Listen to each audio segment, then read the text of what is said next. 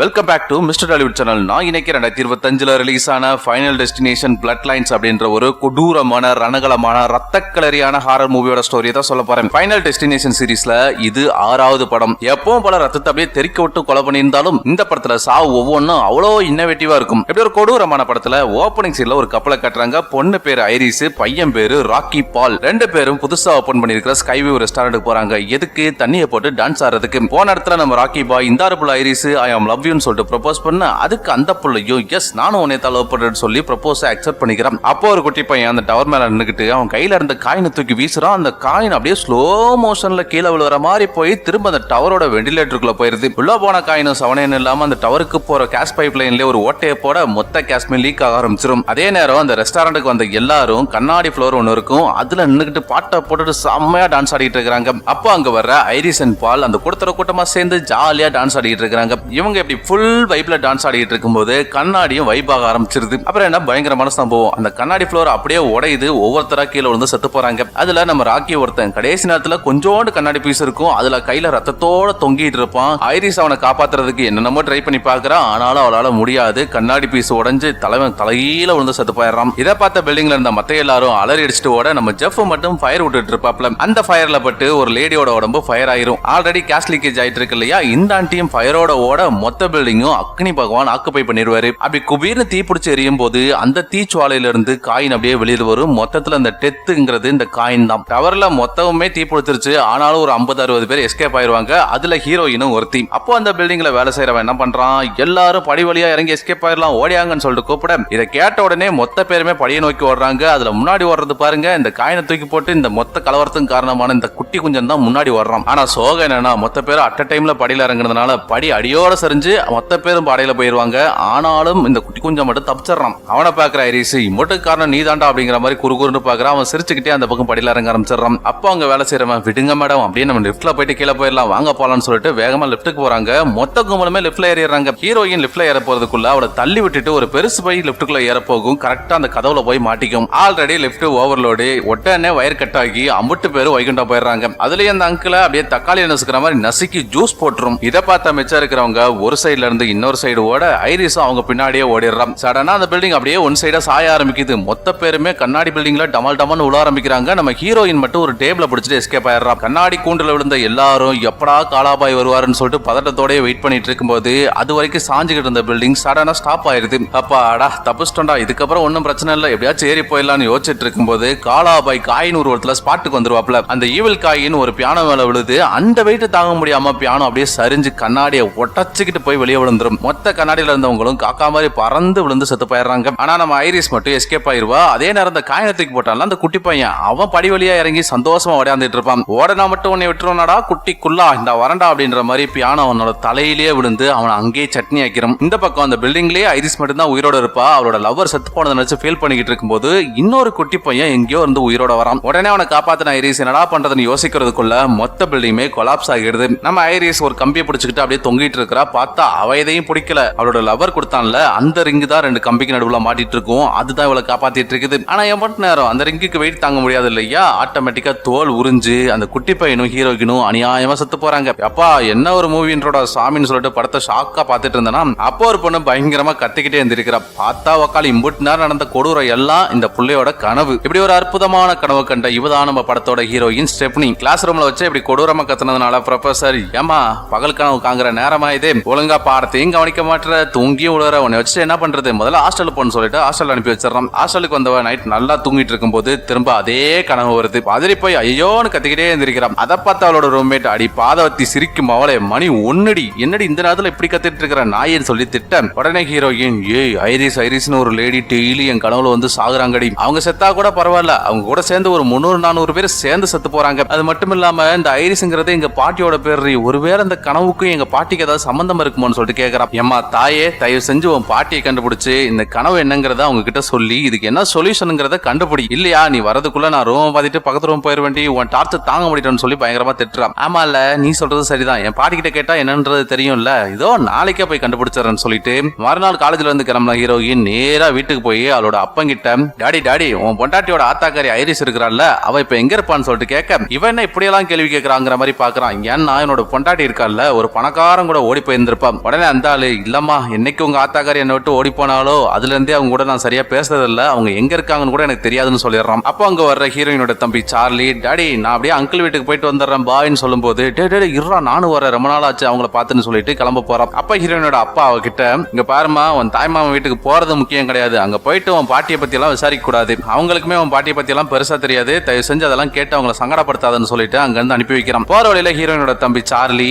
ஆமா நீ எதுக்கு ஆட்சியை பத்தி தேவையெல்லாம் விசாரிச்சுட்டு இருக்க, என்ன விஷயம் சொல்லிட்டு கேட்கறான். அதுக்கு ஹீரோயின், இல்லடா டெய்லி கனவுல ஐரிஸ்ங்கிற ஒரு லேடி கொடூரமா செத்து போற மாதிரியே எனக்கு கனவு வந்துகிட்டே இருக்கு, அந்த ஐரிஸ்ங்கிற பேரு நம்ம குடும்பத்திலே நம்ம ஆட்சிக்கு மட்டும்தான் இருக்குது, சோ அப்பா கிட்ட விசாரிச்சா ஏதாவது டீடைல் கிடைக்கும்னு விசாரிச்சா அவருக்கு தெரியாதுன்னு சொல்லிட்டாரு. இனி மாமா கிட்ட விசாரிச்சு பார்க்கணும்னு சொல்லிட்டு ரெண்டு பேரும் தாய்மாமா வீட்டுக்கு போறாங்க. அங்க போனவ நேரா அவளோட தாய்மாமா கிட்ட போயிட்டு, யோ மாமா அவங்க ஆத்தா எங்க இருக்கா, ஏதாச்சும் டீடைல் தெரியுமா, அவங்கள நான் பார்த்தே ஆகணும்னு சொல்றான். அதுக்கு அவன், எங்க அம்மா எங்க இருக்காங்களா எனக்கு தெரியாதுமா, எப்பயாச்சும் லெட்டர் போடுவாங்க அது மட்டும் தான் எங்களுக்கு வரும், அந்த லெட்டருமே இப்ப வரது கிடையாது, என்னாச்சோ ஏதாச்சுன்னு எனக்கு சுத்தமா ஐடியாவே இல்லைன்னு சொல்லிடுறான். அதை கேட்ட ஹீரோயின் அப்செட் ஆயிட்டு, யோ மாமா டெய்லி எனக்கு ஒரு கனவு வருது, அதுல ஸ்கைவியூ ரெஸ்டாரண்ட்ல இருந்து ஐரிஸ் அவளோட புருஷன் அப்புறம் இன்னும் 400 பேர் சேர்ந்து கொடூரமா செத்து போறாங்க, இந்த கனவு எனக்கு ரிப்பீட்டடா ஒரு வாரத்துக்கு மேல வந்துகிட்டே இருக்குன்னு சொல்றான். அதை கேட்ட தாய்மாமனும் தாய்மாமன் பொண்டாட்டியும் அப்படியே ஷாக் ஆகி பார்த்துட்டு இருக்காங்க. அந்த நேரத்துல இவளோட கசின்ஸ் எல்லாருமே அந்த இடத்துக்கு வந்துடுறாங்க. அப்ப ஹீரோயினை பார்த்த மத்த எல்லாரும், ஏய் பூமர் உனக்கு வேற வேலையே இல்லையா, எப்ப பாரு ஏதாவது சொல்லிட்டே இருக்க, பூமர் பூமர்னு சொல்லி கலாய்க்க, நம்ம ஹீரோயின் அந்த லெட்டராச்சு எங்க இருக்குன்னு சொல்லுங்களேன், நான் அந்த லெட்டரை படிச்சு ஏதாவது டீடைல் கிடைக்கான்னு தெரிஞ்சுக்கிறேன்னு சொல்லிட்டு கேட்கறான். அதுக்கு தாய்மாமன், அதெல்லாம் முடியாதுமா, அது எங்க கிடக்குனே தெரியல போ அங்கிட்டுன்னு சொல்லிட்டு திட்டி விட்டு அங்க கிளம்பிடுறான். ஆனா தாய்மாமன் பொண்டாட்டி ஹீரோயின் கிட்ட,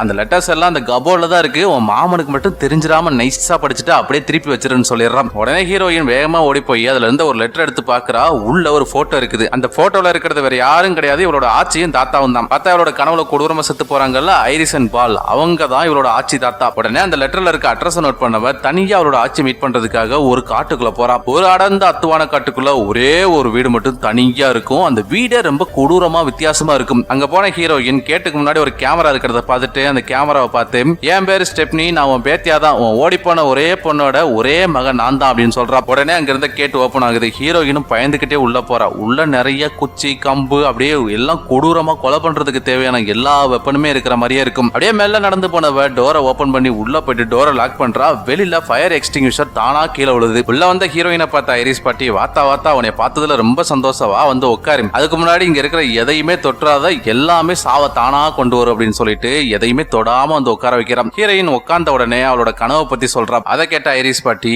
அதே கனவு தான் எனக்கு ரிப்பீட்டடா ஒரு வாரமா வந்துகிட்டு இருந்துச்சு, அன்னைக்கு அந்த ஸ்கைவியூ ரெஸ்டாரண்ட் போனோம் அப்படின்னு சொல்லிட்டு அப்படியே பிளாஷ்பேக் போறாங்க. அங்க நம்ம ஐரிஸ் கிட்ட ராக்கி பாய் ப்ரொபோஸ் பண்ற நேரத்துல கரெக்டா அந்த சின்ன பையன் இருக்கனால அவன் காயினை தூக்கி வீச போறான். அதை பார்த்த செக்யூரிட்டி, டேய் தம்பி இந்த காயின் கீழே போச்சு, அவன் மண்டியாச்சும் உடச்சு விட்டுரும் பாத்துக்க, கம்முன்னு இருக்க மாட்டியான்னு சொல்லி திட்டி விட்டுறான். ஆனாலும் குட்டி குஞ்சன் எதை பத்தியுமே கவலைப்படாம காயினை தூக்கி வீச போறான். இதை ஹீரோயின் பார்த்துட்டு வேகமா ஓடி போய் அவன் வந்து காயினை பிடிங்கிறான். மொத்தத்துல இந்த கொடூரம் நடக்கிறதுக்கு ஆரம்ப புள்ளியா இருந்த இந்த ஈவில் காயின் ஹீரோயின் கிட்ட வந்துருது. பட்டர்ஃபிளை எஃபெக்ட் நடக்காம போயிடுது. காயினை புடுங்கினவ வேகமா கீழே ஓடி போயிட்டு நம்ம மாஸ்டர் அப்படியே ஃபயர் விட்டுக்கிட்டு இருப்பாரு, அந்த ஃபயரையும் ஆஃப் பண்ணிட்டு நேரா டான்ஸ் ஆடிக்கிட்டு இருக்கிற இடத்துக்கு போய் மைக்க புடுங்கி, ஏல குருட்டு போய மக்கா கீழே பார்த்து ஆடுங்கடா, கண்ணாடி ஆல்ரெடி உடஞ்சு போயிடுச்சுடா, அங்கிட்டு போங்கடா அப்படின்னு சொல்லி திட்டவும் மொத்த பேர் ஓடிடுறாங்க.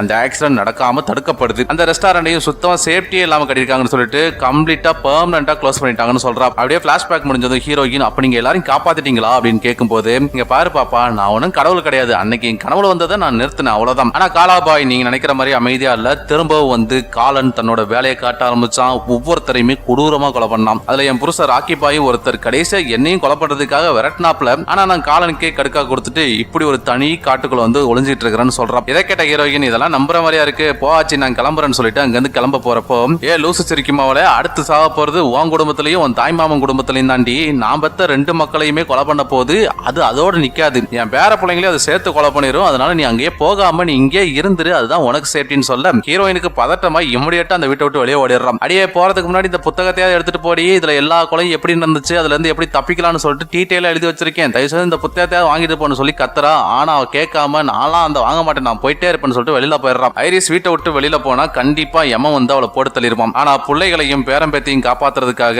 ஐரிஸ் அப்படியே வீட்டை விட்டு வெளியில போயிட்டு அந்த புக்கை நம்ம ஹீரோயின் கொடுத்துட்டு, நான் சொல்றது எதையுமே நீ நம்பலையில, இன்னும் கொஞ்ச நேரம் இங்க வெயிட் பண்ணு, என்னைய கொடூரமா அது கொலை பண்ணும், அதை பார்த்ததுக்கு அப்புறமாச்சும் இந்த புத்தகத்தை நீ முழுசா படி, அப்பதான் அது விரட்டும் போது நீ தப்பிக்க முடியும், உன் குடும்பத்தையும் காப்பாற்ற முடியும்னு சொல்லி டீட்டெயிலா எக்ஸ்பிளைன் பண்ணிட்டு இருக்கும் போது கரெக்டா அங்க வேகமா காத்தடிக்குது. அந்த காத்துல ஐரிஸ் வீட்டுக்கு மேல இருந்த காம்பஸ் அப்படியே கீழே விழுது. விழுந்தது கரெக்டா ஃபயர் எக்ஸ்டிங்ஷர் மேலேயே விழுந்துருது. இமிடியேட்டா ஃபயர் எக்ஸ்டிங்ஷர் வெடிச்சு அந்த காம்பஸ் சர்ன்னு வந்து ஐரிஸோட வாயிலேயே சொரிக்கிறதும் கிளவி ஸ்பாட்லயே செத்து போயிடும். அதை பார்த்தா ஹீரோயின் கதறி அலறா. இமிடியேட்டா இறுதிச்சடங்கு நடக்குது. அங்க வச்ச ஹீரோயின் அவளோட அப்பங்கிட்டையும் தாய்மாமன் கிட்டையும் நடந்த எல்லாத்தையும் எக்ஸ்பிளைன் பண்ணிட்டு அப்புறம் நம்ம ஜாக்கிரதையா இருக்கணும், இல்லைன்னா ஒவ்வொரு உயிரா போயிட்டே இருக்கணும்னு சொல்ல உங்க ஆட்சி இப்படித்தான் சொல்லிட்டு தெரிஞ்சா அவளை தூக்கிட்டு போய் காட்டுல வச்சுட்டு வந்துட்டோம். திருப்பி அதே மாதிரி நீ ஆரம்பிச்சேன்னு வச்சுக்க உன்னை திருப்பி போய் காட்டுல போட்டு வந்துடும் சொல்லி தாய்மாமன் திட்டாங்க. அந்த கிளம்பிடுறான். அதே நேரம் ஹீரோயினோட அம்மா தான் ஓடி போனால அவளை அங்க வந்திருப்பா. அவளோட அம்மா தார செத்து போயிருக்குது. அதனால அந்த ஃபங்க்ஷன் அட்டென்ட் பண்றதுக்காக வந்திருக்கிறா. தன்னோட அம்மாவை பார்த்த ஹீரோயின் எவரோட மூஞ்சில முழிக்க கூடாதுன்னு நினைச்சனோ அந்த மூதேவியே வந்து நிக்குதுன்னு சொல்லிட்டு வேகமா வீட்டுக்கு கிளம்பி போயிடுறான். ஆனா மத்த எல்லாரும் தாய்மாமா வீட்டுக்கு போறாங்க,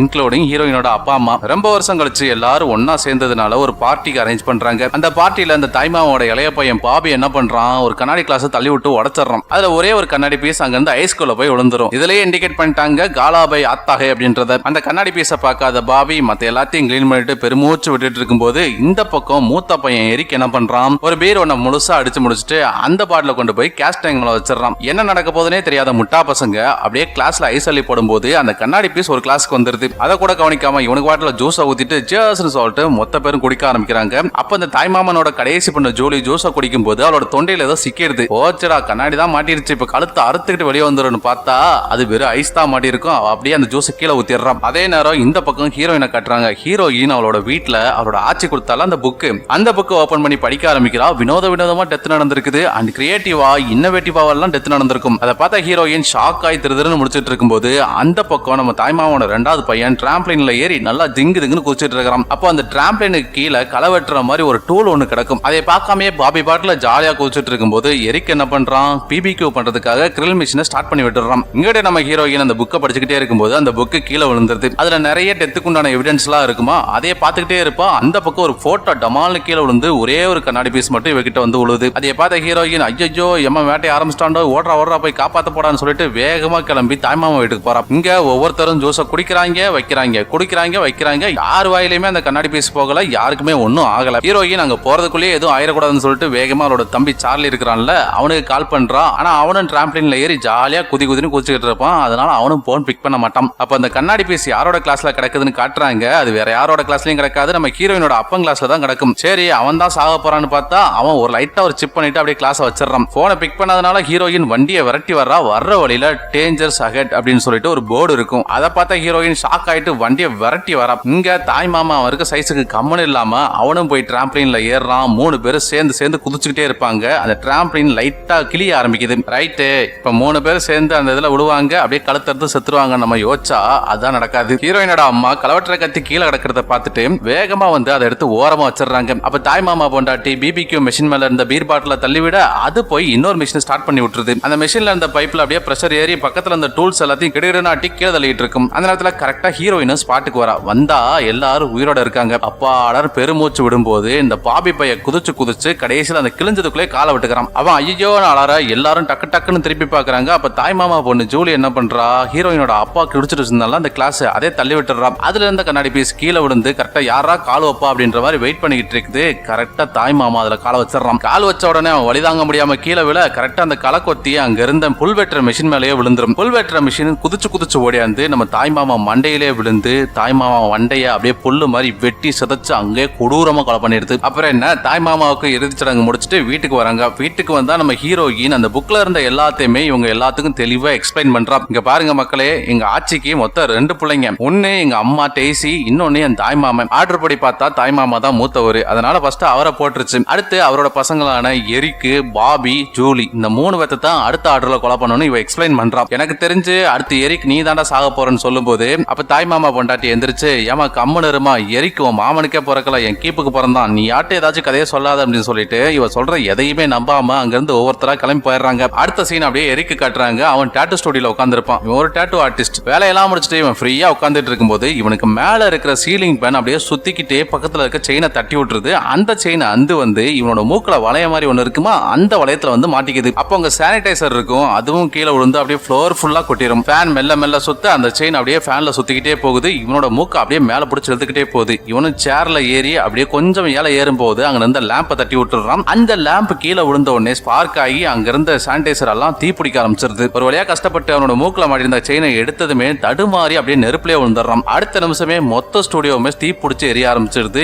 எரிக்கும் செத்துட்டான். அடுத்த மறுநாள் காலையில ஹீரோயினை காட்டுறாங்க. ஹீரோயின் நேரா அவளோட தம்பி கிட்ட போயிட்டு, இந்த எரிக் நாய்க்கு நான் நைட்டு ஃபுல்லா கால் பண்றேன்னா அந்த நாய் எடுக்க நிக்கவே மாட்டான். என்னாச்சு ஏதாச்சும் தெரியல, வா ஒரு எட்டு போய் பார்த்துட்டு வந்துடலாம்னு சொல்லிட்டு ரெண்டு பேரும் கார்ல கிளம்பி போறாங்க. இவங்க பதட்டத்துல கார்ல போயிட்டு இருக்கும்போது ஒருத்த மேல போய் ஏத்திடுறாங்க. யாருன்னு பார்த்தா அது நம்ம எரிக்கு தான். அவனை பார்த்தா ஹீரோயின் உனக்கு ஒன்னும் ஆகல இல்ல, அப்புறம் எதுக்குடா நான் போன் எடுக்கலன்னு சொல்றப்போ நேத்து நடந்த விஷயத்த சொல்லிட்டு எனக்கெல்லாம் ஒன்னும் ஆகாது, உன் கனவெல்லாம் ஒண்ணுமே நடக்காது அப்படின்னு பேசிக்கிட்டே பின்னாடி போறான். ஜஸ்ட் லாரில அடிபட்டு செத்துருக்கும் நாய். டேய் சொன்னா கேள்றா, நீ தாண்டா அடுத்த டார்கெட், உங்க அம்மா வேணா உங்க அப்பனுக்கு பிறக்கலாம்னு சொல்லி இருந்திருக்கலாம், ஆனாலும் நீ நம்மளோட ரத்தம் தான், ஒன்னா புரிஞ்சுக்கணும்னு சொல்லிட்டு இவ பேசிக்கிட்டே போகும்போது போமாரு சும்மா வாயை மூடிட்டு வாயேன் அப்படின்னு சொல்லிட்டு வேகமா நடந்து போறான். டேய் மரவெற்ற கத்தி வேற இருக்கு, பசங்க வேற ஃபுட்பால் ஆடுறாங்க, கொஞ்சம் பார்த்து போடா ஏதாச்சும் ஆயிர போகுதுன்னு சொல்லிட்டு இவ பின்னாடியே நடந்து போயிட்டு இருக்கிறான். உனக்கு வேற வேலையே இல்லையா, சும்மா போறியான்னு சொல்லிட்டு 3 பேரு வீட்டுக்கு போயிடுறாங்க. வீட்டுக்குள்ள இருந்து தாய்மாமாவோட கடைசி பொண்ணு ஜூலி வெளியில வர. அந்த நேரத்துல கரெக்டா அங்க குப்பை வண்டி வருது. அந்த குப்பை வண்டியை பார்த்த ஹீரோயின் எரிக்கு தயவு செஞ்சு வீட்டுக்குள்ள ஓடிரு, ஏதாச்சும் நடந்துற போதுன்னு சொல்றப்போ இவன் அடங்காதவன் என்ன பண்றான், குப்பை வண்டிகிட்ட போய் டான்ஸ் ஆடிட்டு இருக்கிறான். அப்ப ஜூலி ஹீரோயினை பார்த்து சரி அண்ணி நீங்க பாத்துட்டு இருங்க, நான் அப்படியே ஜாகிங் போயிட்டு வந்துறேன்னு சொல்லிட்டு ஜாகிங் போறான். ஹீரோயின் எரிக் தான் சாக போறான்னு நினைச்சிட்டு அவனை பார்த்துட்டு இருக்கும்போது இந்த பக்கம் ஜாகிங் பண்ணல ஜூலி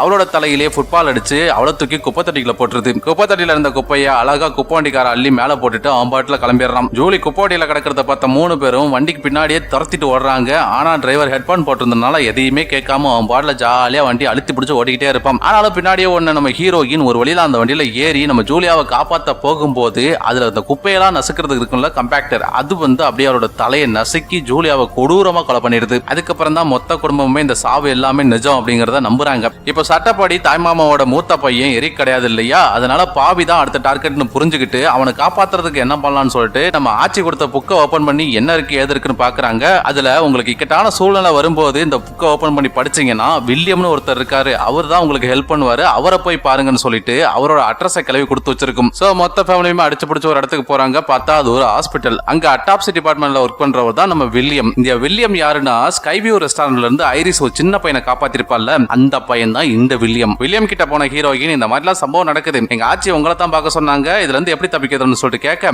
அதுக்கு இதுல இருந்து தப்பிக்கிறதெல்லாம் ரொம்ப கஷ்டம், இருந்தாலும் இதுல இருந்து எஸ்கேப் ஆகுறதுக்கு 2 வழி இருக்கு, அந்த வழியை நான் சொல்லிடுறேன். ஆப்ஷன் ஏ, உங்களுக்கு பதிலா யாராச்சும் ஒருத்தரை பலி கொடுத்துட்டீங்கன்னா யமன் உங்ககிட்ட வரமாட்டான். ஆப்ஷன் பி, நீங்க செத்து போயிடணும், செத்து போனதுக்கு அப்புறம் ஒரு 5 நிமிஷம் கழிச்சு உங்களோட உயிர் வந்துச்சுன்னா கண்டிப்பா காலாபாய் உங்ககிட்ட வரமாட்டாருன்னு சொல்லி 2 வழியுமே சொல்லிடுறான். இதை கேட்ட ஹீரோயின் இதெல்லாம் ஒரு வழியாடா மொட்டை தலையா நினைச்சுக்கிட்டு ரொம்பவே நொந்து போயிடுறான். அதே நேரம் எரிக்கு ஒரு கொடூரமான ஐடியா ஒன்று தோணுது. அது என்னன்னா அவனோட தம்பி பாபி இருக்கிறான்ல, அவனை காப்பாத்தணும்னா ஒரு வழிதான் இருக்கு, அதாவது இவன் செத்து போயிட்டு திரும்பி கொஞ்ச நேரம் கழிச்சு உயிரோட வந்தா கண்டிப்பா அவன் பொழைச்சுப்பான்னு சொல்லியிருக்காங்கல்ல. அதனால எரிக் என்ன பண்றான், தன்னோட தம்பிக்கு கடலை மிட்டாய் வாங்கி கொடுத்து இவனை கொலை பண்றதுன்னு முடிவு பண்ணிடுறான். அடே கடலை மிட்டாய் சாப்பிட்டா எப்பறம் சாவான்னு சொல்லிட்டு கேட்டீங்கன்னா இந்த எரிக்கோட தம்பி பாபி இருக்கிறான்ல, அவனுக்கு கடலை மிட்டாய்னா அலர்ஜி. கடலை மிட்டாயை சாப்பிட்டா அடுத்த நிமிஷமே அவனோட இதய துடிப்பு பயங்கரமா டபடபடபடம் துடிச்சு கொஞ்ச நேரத்திலேயே இதயம் நின்றும். அதுக்கப்புறம் ஃபர்ஸ்ட் எய்ட் பண்ணி ஹாஸ்பிட்டல்ல கொண்டு போய் காப்பாத்தினா தான் உண்டு. இந்த ஐடியாவை அவங்க கிட்ட சொன்ன எரிக் உடனே நம்ம இதை பண்றோம்னு சொல்லிட்டு பக்கத்துல இந்த வெண்டிங் மிஷினுக்கு போய் அதுல ஒரு 10 ரூபாயை போட்டுட்டு கடலை மிட்டாய் ஆர்டர் பண்ணா கடலை மிட்டாய் வெளியில வராது. அதனால கடுப்பாய் கண்ணாடியில குத்துறான், கண்ணாடி உடைஞ்சிருது. அப்பயும் அந்த மிட்டாய் வராது. என்ன பண்றதுனே தெரியாம மிஷினே அப்படியே சாச்சிடுறாங்க. கடலை மிட்டாயும் வெளியே வந்துருது, கடலை மிட்டாயை தள்ளுற ஸ்பிரிங்கும் வெளியில வந்துருது. அந்த மிட்டாய் எடுத்துக்கிட்டவனுக்கு கூடவே அலர்ஜி வந்தா அதுக்கு போறதுக்கு இன்ஜெக்ஷனையும் வாங்கிக்கிட்டு நேரா ஒரு ரூமுக்கு போறாங்க. பார்த்தா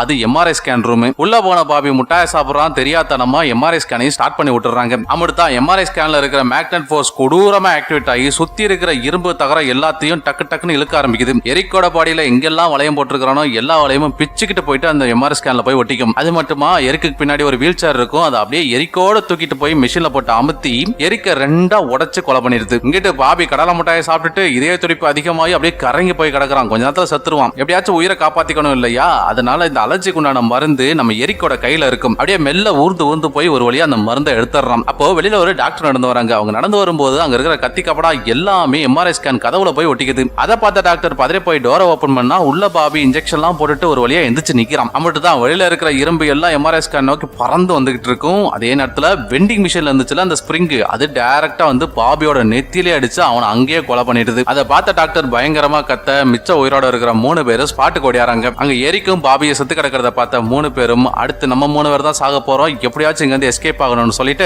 இமிடியேட்டா அங்க இருந்து கிளம்பி ஐரிஸ் ஆட்சி எப்படி தனியா இருந்தாலோ அதே மாதிரி அவளோட வீட்டிலே போய் தனியா இருக்கலாம்னு சொல்லிட்டு அங்க இருந்து ஒரு பெரிய வேன் எடுத்துட்டு கிளம்புறாங்க. இவங்க கிளம்பும் போது அந்த புக்ல இருந்து அந்த காயின் மட்டும் தனியா விழுந்துருது. அந்த காயின் எடுத்த ஒரு லேடி சூப்பரா இருக்கே அப்படின்னு சொல்லி பார்த்துட்டு இருப்பான். இந்த பக்கம் அப்படியே வண்டி எடுத்துட்டு போனவங்க ஒரு வழியா அந்த ஐரிஸ் ஆட்சியோட வீட்டுக்கு ரீச் ஆயிடுறாங்க. அங்க போனா ஆல்ரெடி இவங்களுக்காகத்தான் யமதர்மன் வெயிட் பண்ற மாதிரியே சிச்சுவேஷன் இருக்கும். அதை பார்த்த ஹீரோனோட அம்மா எப்படியாச்சும் உள்ள போயிட்டா நம்ம 3 பேரும் தப்பிச்சிடலாம்னு சொல்லிட்டு வேகமா கேட்ட உடைச்சிட்டு உள்ள போறாங்க. அதனால ஹீரோயினோட சீட் பெல்ட் ஸ்டக் ஆயிருது. அந்த நேரத்துல கொஞ்சம் கூட யோசிக்காத ஹீரோயினோட ஹீரோயினோட அம்மா குழந்தைங்களை காப்பாத்துறதுக்காக தன்னைத்தானே பலி கொடுத்துக்கிறதுக்காக வேகமா உள்ள போறா. பின்னாடியே அவரோட பையனும் ஓடிடுறான். வீட்டுக்கிட்ட போன ஹீரோயினோட அம்மா சுத்தி பார்த்துட்டு இருக்கும்போது சடனா இங்க இருந்து ஒரு தீப்பொறி வந்து வீட்டுக்கிட்ட பட்ட அடுத்த நிமிஷம் வீடு மொத்தமும் வீர்னு வெடிச்சு தெரிச்சிரும். அதுல ஹீரோயின் அந்த வேன் அந்த பக்கத்துல இருக்கக்கூடிய குளத்துக்குள்ள போய் விழுந்துருது. ஹீரோயினோட தம்பி மேல ஒரு மரம் விழுந்து கிடக்கும். ஹீரோயினோட அம்மா மூஞ்சல்ல எரிஞ்சு போய் வந்துட்டு இருப்பான். ஒரு வேளையில கஷ்டப்பட்டு தன்னோட மகனை காப்பாத்திட்டு எப்படியாச்சும் அக்காவை காப்பாத்திடுறா அப்படின்னு சொல்றா. அவ அதை சொல்லி வாயம் மூடும் போது பக்கத்துல அந்த லைட் போல அவரோட தலையிலேயே விழுந்து அவளை அங்க கொடூரமா கொலை பண்ணிடுது. அதை பார்த்த ஹீரோட தம்பி பதறி போய் அவனோட அக்காவை காப்பாத்துறான். ஆனா அவனோட அக்காவுக்கு கொஞ்சம் கூட கான்சியஸே இருக்காது. அப்படியே மயங்கி கிடக்குறான். இமிடியேட்டா அவளுக்கு ஃபர்ஸ்ட் எய்ட் பண்றான். ஒரு வழியில ஹீரோயின் மயக்கத்துல இருந்து எந்திரிச்சிடறான். மயக்கத்துல இருந்து எந்திரிச்ச ஹீரோயின் அவனை கட்டி பிடிச்சிட்டு அம்மா எங்கடான்னு கேட்கறா. அம்மா அங்க செத்து கிடக்குறா பாருன்னு சொன்னதும் அம்மாவோட டெட் பாடியை பார்த்து கதறி அழுதுட்டு வில்லியம் சொன்னதை யோசிச்சு பாக்குறாங்க. அதாவது வில்லியம் என்ன சொல்லியிருப்பான், செத்து ஒரு 5 நிமிஷம் கழிச்சு உயிரை வந்துச்சுன்னா தப்பிச்சிடலாம். அதே மாதிரி நம்ம ஹீரோயினுக்கு இப்ப நடந்திருக்கும். அதனால ஹீரோயின் தப்பிச்சிட்டான். ஹீரோயினோட அம்மாவும் உனக்காக நான் சாகுடான்னு சொல்லி வாயம் மூடும் போதுதான் லைட் போல அவன் மேல விழுந்திருக்கும். சோ ஒண்ணுக்கு ஒண்ணு சரியா போச்சு. அக்கா தம்பியும் எஸ்கேப் ஆயிட்டாங்கன்னு சொல்லிட்டு சந்தோஷமா அந்த காட்டுல இருந்து வீட்டுக்கு வந்துடுறாங்க. அதுக்கப்புறம் ஒரு வாரம் கழிச்சு காட்டுறாங்க நம்ம ஹீரோயினோட தம்பிக்கு இன்னைக்கு என்கேஜ்மெண்ட் நடக்க போகுது. அதுக்காக எல்லாருமே அங்க வந்திருப்பாங்க. அப்ப ஹீரோயின் அவளோட தம்பி அழகுபடுத்துறதுக்காக ஒரு ரோஸை எடுத்து அவனோட கோட்ல குத்திட்டு இருக்கும் போது அவளோட கையில ரத்தம் வந்துரும். அதை பார்த்த உடனே அவளுக்கு ஷாக் ஆகிருது. ஏன்னா கனவுல ஐரிஸ் அவளோட ஆளுக்கு ரோஸை குத்தும் போது அவளோட கையிலயும் ரத்தம் வந்திருக்கும். அதுக்கப்புறம் தான் இந்த சம்பவமே நடந்திருக்கும். சோ அதை பார்த்த உடனே ஹீரோயினுக்கு இங்க ஏதோ தப்பா நடக்க போகுது அப்படின்றது மட்டும் நல்லாவே புரிஞ்சிருது. அந்த நேரத்துல தான் ஹீரோயினோட அப்பனும் அவனோட ஃப்ரெண்டும் அங்க வராங்க. ஹீரோயினோட அப்பாவோட ஃப்ரெண்டு ஒரு டாக்டர். அவரு ஹீரோயினை பார்த்து நீங்க 2 பேரும் கண்டிப்பா டெத்துக்கிட்ட இருந்து எஸ்கேப் ஆகவே இல்ல, நீ ஜஸ்ட் மயங்கி இருக்கமா, அம்பிட்டுதான் உன்னோட இதயம் ஸ்டாப் ஆனா மட்டும்தான் நீ செத்துட்டேன்னு அர்த்தம். அதனால கண்டிப்பா காலாபாய் உன்னை விட மாட்டான். தம்பி நீ தாயா, உங்க அம்மாவே ஆல்ரெடி லிஸ்ட்ல இருக்கிறாங்க, இதுல உனக்கு வேற உயிரை கொடுக்காங்களா, அதனால உங்க 2 பேர்த்தையுமே காலாபாய் விட மாட்டான், எப்படியாச்சும் தப்பிச்சுக்கோங்கன்னு சொல்றான். இப்படி காலாபாயோட அஸ்டன்ட் மாதிரி இவன் பேசிட்டு இருக்கும்போது இந்த பக்கம் ஒரு லேடியோட கையில இருந்து ஒரு காயின் தெரிச்சு ஓடுது. அது என்ன காயின் பாத்தீங்கன்னா அந்த ஈவில் காயின் தான். உருண்டுகிட்டே ஓடின காயின் கரெக்டா ட்ரெயின் ட்ராக்ல போயிட்டு லாக் பண்ண விடாம போய் நின்னுக்குது. அப்ப ஹீரோயின் அப்படியே இந்த பக்கம் திரும்பி பாக்குறா. ஒரு ரெட் கலர் கார் போகுது. அதே கார் தான் பிளாஷ்பேக்லயும் போயிருக்கும். நம்ம ஐரிஸ் ஆச்சு குமரி புள்ளையா இருக்கும்போது என்ன கலர் ட்ரெஸ் போட்டுருந்துச்சோ அதே கலர்ல தான் ஹீரோயினோட தம்பியோட கேர்ள் ஃப்ரெண்டும் ட்ரெஸ் பண்ணிருப்பா. சரி சுத்து போட்டுருச்சுன்னு ஹீரோயின் யோசிச்சுட்டு இருக்கும்போது சடனா ட்ரெயின் கிராஸ் ஆயிருது. அம்முடுத்து அந்த சவுண்டை கேட்ட உடனே ஹீரோயினோட தம்பியும் ஓடுறாங்க ஓடிட்டே இருக்காங்க. பின்னாடி அந்த ட்ரெயின் துரத்திட்டே வந்துட்டு இருக்குது. ஒரு இடத்துல 2 பேரும் குப்பரடிக்க விழுந்துடுறாங்க. ட்ரெயினும் நின்றுது. தப்பிச்சிடும் நினைச்சுக்கிட்டு 2 பேரும் ஹாப்பியா நின்று இருக்கும்போது திடீர்னு எங்க இருந்தோ மரக்கட்டையெல்லாம் பறந்து வந்து அவங்க 2 பேர் தலையில நசுக்கியே கொலை பண்ணிருது. சோ பிளட் லைன்ல இருக்கிற எல்லாரையும் கொலை பண்ணதுனால ஃபைனல் டெஸ்டினேஷன் பிளட் லைன்ஸ் சொல்லிட்டு படத்தையும் முடிக்கிறாங்க. இந்த படத்துல வில்லியம் ஒரு சூப்பரான ஒரு டயலாக் சொல்லியிருப்பான். அதை சொல்ல மறந்துட்டேன். சாவு எப்ப வேணாலும் வரலாம், அதை யாராலையும் ஏமாத்தலாம் முடியாது, அதனால இருக்கிற வரைக்கும் சந்தோஷமா இருங்கன்னு சொல்லியிருப்பான். அதை சொல்ல மறந்துட்டேன். அதனால கடைசியா சொல்லிடுறேன். அவ்வளவுதான். நாளைக்கு பார்க்கலாம். Tata bye by.